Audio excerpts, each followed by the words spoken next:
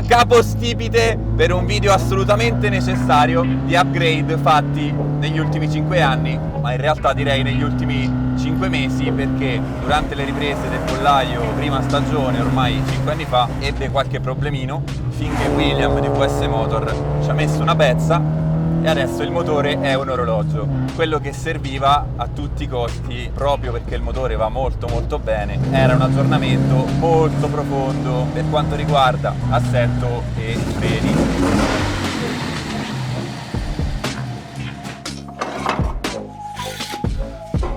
Poniamo fine all'obbrobrio di questo assetto tutto storto, alto e morbido e a questi dischi orribili. Quando facemmo questa con la fretta, con il fatto che non sapevamo ancora che avremmo avuto tanti collaboratori, non avevamo ancora accesso a tutti i componenti che possiamo avere oggi, quindi era ora, dopo un po' di anni, di fare questo upgrade. Calcolate, nuovi, Sì, usata da mai praticamente, si vede. Fatto pochissimi chilometri, però c'è potenza zero, è più roba alfetta, più dell'epoca alfetta che dell'epoca 75 sta roba qua, quindi provvediamo.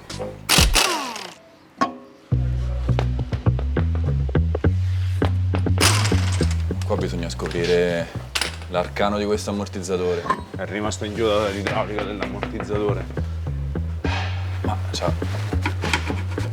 No, sono uscito. È fuori, È quello che ti dicevo, sembra proprio... è libero. Sì. Guarda. No, è proprio uscito. È proprio uscito fuori. Sembrava, era abbastanza un suicidio, ultimamente. Va bene, ottimo, togliamolo dal cazzo. Questa qua non esce nemmeno se gli spari.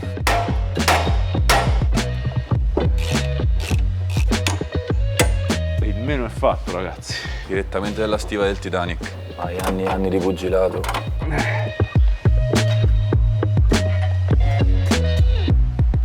La difficoltà è che io lascio al 3 e tu devi essere tolto.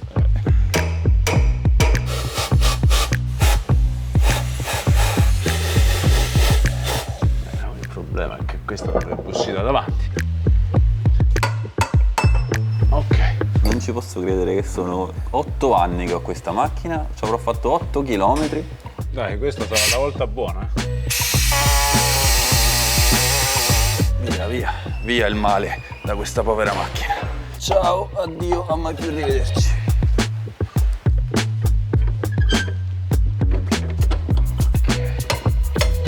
E mo si bestemmia, de nuovo. Ovviamente questi qua non sono i sistemi previsti da Alfa. Dalla casa madre, ma Purtroppo abbiamo a che fare con un quantitativo di ruggine importante, quindi... nel 2026 facciamo 10 anni di bestemmie io e questa macchina.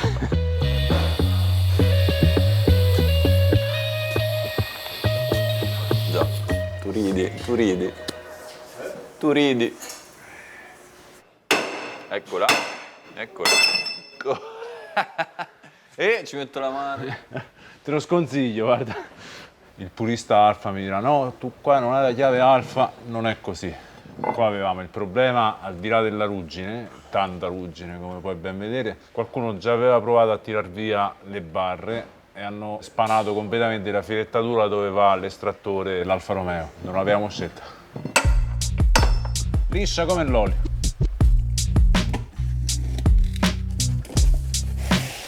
Allora, iniziamo a metterceli sparsi sul banco. Mania quel ragazzo, Abbastanza preciso, la qualità mi sembra eccellente. Salto in avanti abbastanza evidente. Sì. Si prospetta tutto molto bello. Ci rivediamo fra 3/4 d'ora per la fine dell'unboxing. Che belle mollette. Questa è la versione stradale veloce, poi loro fanno anche la versione pista totale. Qua ricicliamo per un mese. Sento già una bella leggerezza. Sì, addirittura l'estrattore. Ce l'avevamo comunque, grazie. Grazie Dennis. Grazie. Doppio imballaggio per ogni piccolo componente. Qua ci montiamo quella cosa che mettono sempre di SpongeBob. Senti quanto pesa questa? A few minutes later. Questa è... Ultra light, punto esclamativo. Note the perfect fit between alloy parts. Da notare la perfetta manifattura e l'assemblaggio tra le parti in alluminio. Faccina sorridente di Dennis. 0 grammi anche questo. Ah, quello uno era preassemblato, Sì, e l'altro infatti. no. Aveva fatto apposta. Tutta la bulloneria. Ecco, abbiamo un altro dei pezzi forti. Sbam! Ah, si è messo pure il logo Bello. Finalmente. Frenerai. Anche tu. Finalmente frenerà. È bellissimo. Leggerissimo, Anche leggerissimo, sì. Veramente leggero. L'ingranaggio che ride. Mo developments improved. Che ragazzo meraviglioso, vedi. Le fascette, se ti mancavano le fascette, vedi, ce l'ha messe. Beh, non mi sorprende, c'è addirittura messo l'estrattore. Iperimballaggio. Ti informo che anche i fuselli non pesano nulla e che tra l'altro sono fatti da paura. Sì, sì. Questi... Togliamo quella ferraglia e mettiamo sta roba. Guarda che lavorazioni. Non so se in camera si vede, ma li vede contro luce. Tubi in treccia, li avevamo già, volentieri li mettiamo. Li rimettiamo. Fra un po' il banco non basta più. Vabbè, i dischi sono Brembo, quindi non ci meravigliamo della qualità. Dove l'abbiamo montati questi così noi? Su qualche macchina abbiamo fatto recentemente abbiamo messo questi. La Subaru? Sì. No, la Legacy c'ha i forati, la Renault 5. Che non resisto, poggiami un disco, scusa se insisto. Gioielleria pura questa. Stai usando una nuova incoratura?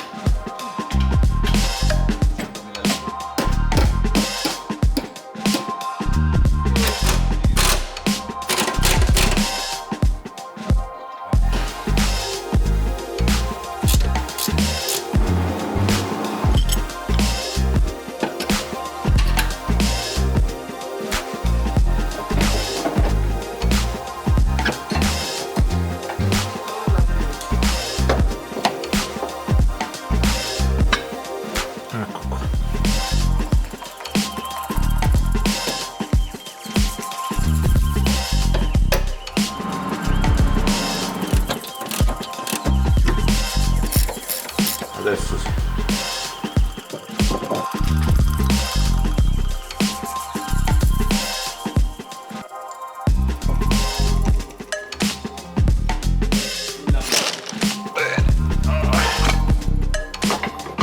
Tutto questo per non cacciare barre, ovviamente.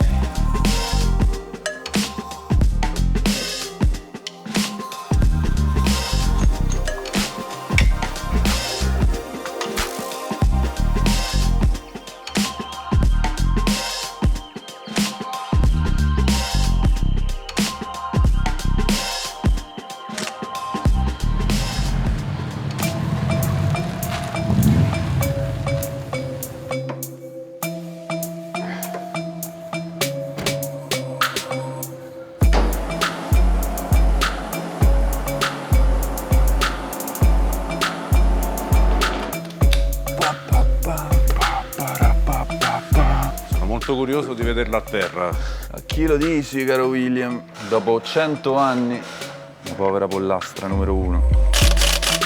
A centesimo. Mamma mia. A centesimo. Momento della verità. Sì. Ole. Bam! Mamma mia. Oh. Adesso non somiglia più a un daily.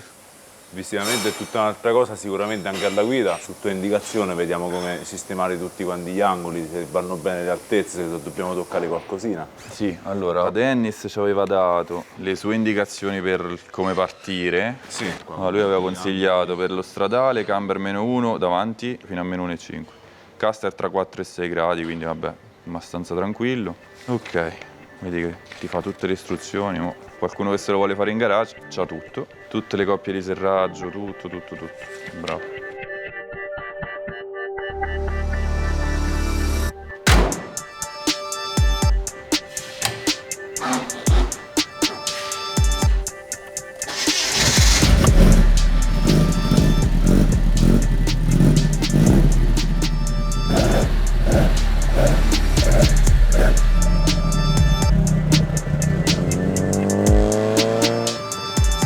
Prima impressione. Questo volevo. Sì. Ma non è così terribile. No, va no, è benissimo. perfetta. Com'è il volante? È duro? In manovra sì, appena ti muovi no. Alla fine il pedale del freno è bello. È buono? Lusso sfrenato. Perfetto. Civilissimo.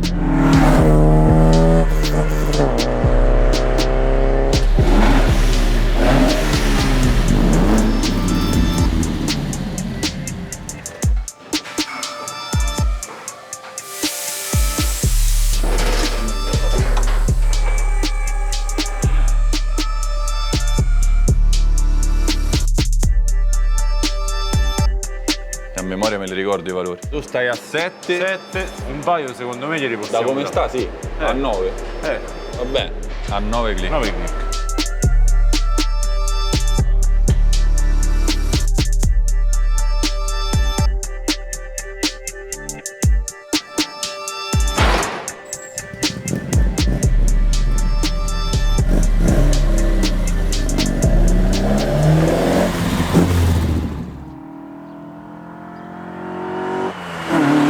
Ho conosciuto questo scienziato pazzo svedese, si chiama Dennis Mollberg, che ha sviluppato tutto da solo un sistema, un kit di sospensioni regolabili che esclude le barre tipiche della 75 e tramite l'utilizzo di coilover la proiettano 20 anni avanti dinamicamente, come già avevo fatto sulla GTV6, ma diciamo che qui c'è un passetto più avanti per quanto riguarda lo smorzamento verticale e quindi il modo in cui la macchina affronta le compressioni, soprattutto sul veloce. Bracci regolabili, ammortizzatori regolabili, estensione e compressione, altezza ovviamente.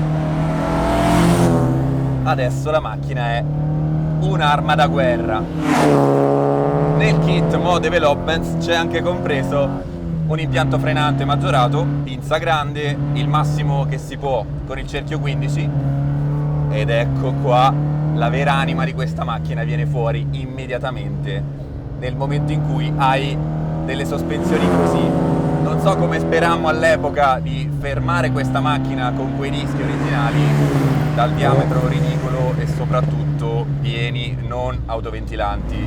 Quando andammo in pista la prima volta avevamo un assetto praticamente originale, la macchina era assolutamente sottodimensionata rispetto al motore, da considerare che il pollaio pre-televisione aveva dei fondi molto più limitati e dei sponsor molto meno numerosi, quindi all'epoca ce la facemmo andare bene, però era un peccato non aggiornare anche la capostipite dopo tanti anni che aspettava veramente in miseria, ferma, e quindi va dato credito a William che l'ha presa in mano e finalmente ha sistemato tutti i problemi che aveva. La macchina adesso è un orologio, il motore funziona benissimo, c'è ancora da fare, c'è ancora spazio per modifiche, per metterla ancora più a suo agio, ma già così non c'è assolutamente paragone. Un kit come questo secondo me dovrebbe essere la prima cosa che un proprietario di 75 o di affetta o di questo genere di macchine deve comprare.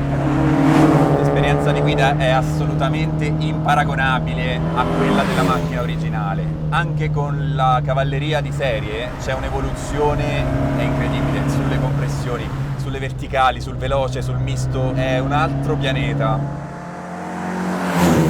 Il primissimo setup l'abbiamo fatto con una convergenza molto aperta davanti, 2 mm, e alla prima prova mi sono accorto che era davvero esagerata, troppo sovrasterzante. Siamo tornati un passino indietro a 1 millimetro totale, quindi convergenza anteriore aperta di 1 millimetro complessivo. Adesso è ancora molto sovrasterzante, l'anteriore è fortissimo anche perché il camber è molto generoso all'anteriore, ma adesso rientra nei limiti del divertimento senza rischiare inutilmente di stare sempre di traverso anche sul veloce.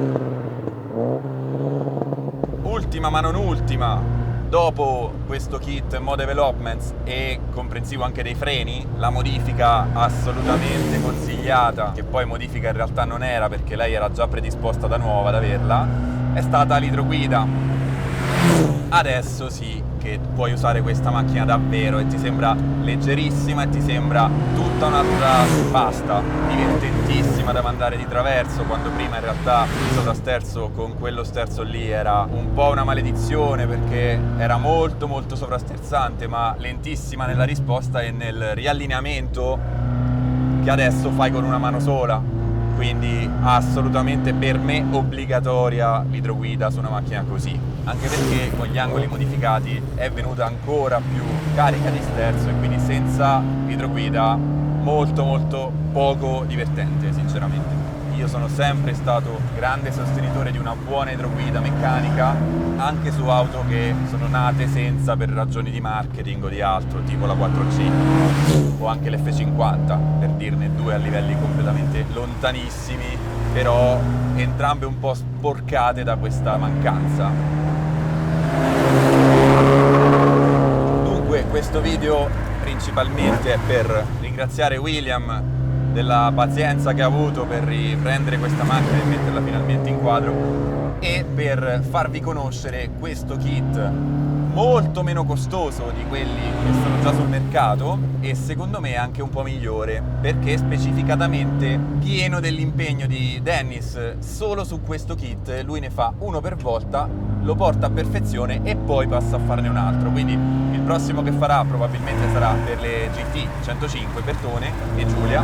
Anche stando a distanza, insomma, siamo Italia e Svezia, siamo riusciti in questi mesi a parlarci un bel po' e a capire tante cose di questo kit, di queste macchine, che sicuramente saranno utilissime a tutti i proprietari che vorranno poi comprare il kit. Considerate anche che io sono ancora sulle gomme con cui feci la prova in pista quella volta, quindi è passato un bel po' di tempo, la macchina ha fatto veramente tipo 200 km nel frattempo e non poteva farne, quindi ce li sto facendo tutti adesso, di nuovo il rodaggio da capo e il rodaggio anche di freni e sospensioni. Complessivamente adesso la macchina è utilizzabile, sembra molto più moderna ma in un modo spettacolare, lasciando assolutamente tutta la comunicabilità di una macchina così, non sporcando nulla di quello che è storico, elevando soltanto il telaio e tutto quello che è di buono nella 75 ai massimi livelli.